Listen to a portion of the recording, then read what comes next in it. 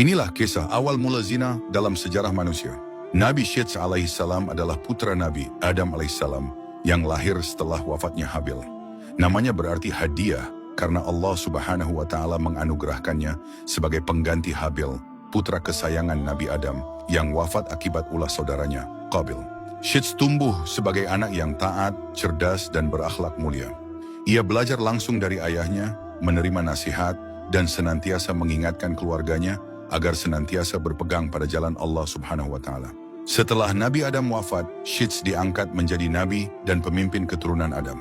Ia memimpin dengan keadilan, menegakkan syariat, dan menjaga persatuan. Namun, Qabil dan keturunannya telah memilih hidup terpisah.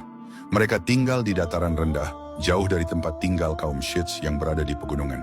Allah Subhanahu wa Ta'ala melarang kaum Syeds untuk bergaul dengan keturunan Qabil agar mereka tidak ikut dalam penyimpangan. Ciri fisik mereka pun berbeda. Lelaki dari kaum Qabil berwajah kasar dan buruk, sementara wanitanya cantik dan menarik. Sebaliknya, pria dari kaum Syeds tampan, namun para wanitanya biasa saja. Perbedaan ini menjadi ujian besar ketika iblis datang menyusup dalam wujud manusia. Ia memperkenalkan alat musik seperti seruling dan gendang. Suara-suara yang dihasilkannya sangat memikat dan belum pernah terdengar sebelumnya.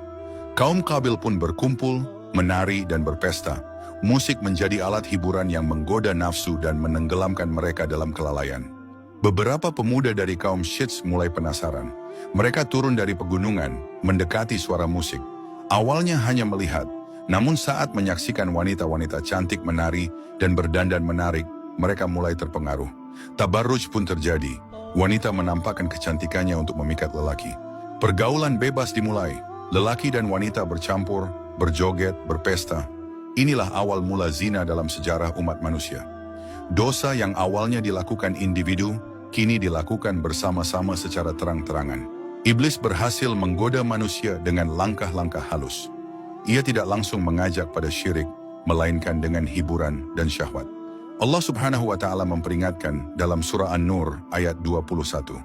Hai orang-orang yang beriman, janganlah kamu mengikuti langkah-langkah syaitan. Barang siapa mengikutinya, maka sesungguhnya dia menyuruh kepada perbuatan keji dan mungkar. Nabi Syeds terus mengingatkan kaumnya. Namun tidak semua kembali. Ia wafat setelah puluhan tahun berdakwah. Sebagian besar nabi setelahnya berasal dari keturunannya, bukan dari Qabil. Dari Nabi Syeds alaihissalam, warisan iman dan keteguhan diteruskan dari generasi ke generasi.